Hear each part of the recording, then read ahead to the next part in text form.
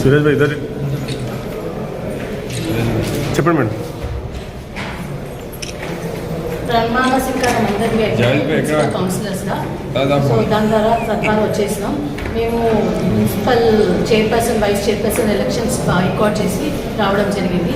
మొన్న ఏదైతే ఫలితాలను మ్యానిపులేట్ చేద్దామని ఎమ్మెల్యే గారు కౌంటింగ్ సెంటర్కి ఫలితాలు విడుదల ముందు ఎంటర్ అయ్యారో దాని ద్వారా రోహిత్ రెడ్డి గారి కానీ ఇతర టీఆర్ఎస్ కార్యకర్తలు రావడం దాన్ని 132 సెక్షన్ కింద నాన్ బెయిలబుల్ కేసు చేయడం జరిగింది.